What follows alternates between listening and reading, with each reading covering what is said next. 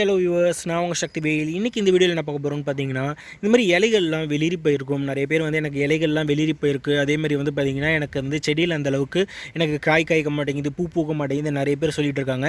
எல்லா செடிகள்லேயும் மோஸ்ட்லி இந்த மாதிரி உங்களுக்கு வந்து வெளிரி போன மாதிரி இருக்கும். தண்ணிலாம் கரெக்டாக தான் விடுறேன், இருந்தாலும் எனக்கு இந்த மாதிரி ஆகுது அப்படின்னு நிறைய பேர் சொல்லுவாங்க. எதனால் இந்த மாதிரி ஆகுது அண்ட் எப்படி அதை வந்து நம்ம தடுக்கிறது அப்படின்றத தான் வீடியோவில் பார்க்க போகிறோம். ஸோ இந்த வீடியோ ஃபுல்லாகவே பாருங்கள். உங்களுக்கு ஏதாவது சந்தேகங்கள் இருந்துச்சுன்னா கீழே கமெண்ட் செக்ஷனில் கேளுங்க. செடிகளில் வந்து இலைகள் வெளிரி போகிறதுக்கு வந்து பார்த்திங்கன்னா நிறைய காரணங்கள் இருக்குது. மிக முக்கியமாக இந்த சம்மரில் வந்து நம்ம பார்க்க வேண்டிய சில காரணங்கள்லாம் சொல்கிறேன். தண்ணி கம்மியாக விட்டுறீங்க இல்லை தண்ணி அதிகமாக விட்டீங்க, ரெண்டுத்துலேயுமே வந்து பார்த்திங்கன்னா இலைகள் வந்து ஓரளவுக்கு வெளிரி போகும்.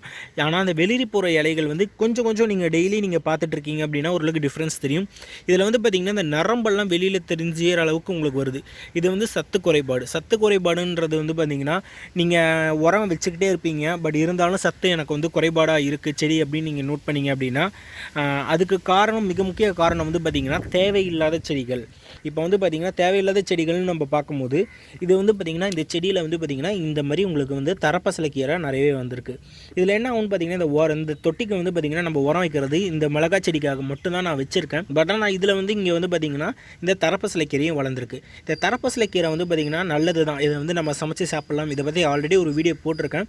இதை பற்றி நீங்கள் உங்களுக்கு தெரியணும் அப்படின்னா அந்த வீடியோ நீங்கள் பாருங்கள். டிஸ்கிரிப்ஷனில் லிங்க் நான் கொடுத்துருக்கேன், அதை போய் பாருங்கள்.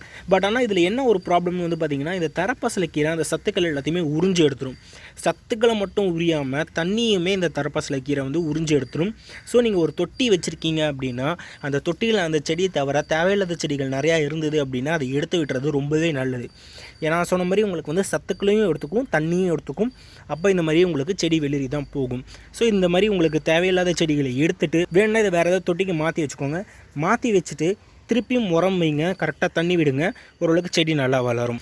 ஸோ என்னடா இது ரொம்ப சின்ன விஷயமா இருக்கேன்ட்டு பார்க்காதீங்க. கண்டிப்பாக சம்மரில் வந்து பார்த்திங்கன்னா இது ரொம்பவே ஒரு பெரிய விஷயம். இதை கண்டிப்பாக ட்ரை பண்ணி பாருங்கள். உங்கள் செடிகள் வந்து திருப்பி ஓரளவுக்கு நல்ல நிலைமைக்கு வரத்துக்கு இது ரொம்பவே உதவியாக இருக்கும். செடிகளில் தேவையில்லாத உங்கள் செடிகளில் வந்து தேவையில்லாத மற்ற செடிகள் ஏதாவது இருந்தது அப்படின்னா அதை பிடுங்கி வேறு ஏதாவது ஒரு தொட்டியில் நீங்கள் வந்து வைக்கலாம், உங்களுக்கு அது தேவைப்பட்டுச்சு அப்படின்னா. இல்லைனா நீங்கள் வந்து பார்த்திங்கன்னா அந்த செடியை எடுத்துகிட்டு நல்ல ஒரு உரத்தை வச்சு தண்ணி ஊற்றிட்டே வாங்க, திருப்பி செடி வந்து நார்மல் நிலைமைக்கு வந்துடும். இப்போ அதை தான் நான் பண்ண போகிறேன். நீங்களும் உங்கள் தோட்டத்தில் அதை பண்ணி பாருங்கள். கண்டிப்பாக உங்கள் செடி வந்து திருப்பி புத்துணர்வோட நல்லா க்ரீனாக இந்த மாதிரி வரும். ஸோ இந்த வீடியோ பிடிச்சிருந்துச்சுன்னா லைக் பண்ணுங்கள், உங்கள் ஃப்ரெண்ட்ஸ் நண்பர்கள் எல்லாரும் கூட ஷேர் பண்ணுங்கள். நான் உங்களை அடுத்த ஒரு சூப்பரான வீடியோவில் சந்திக்கிறேன். Until then, bye from your Sakthivel. Have a happy going day. Bye bye.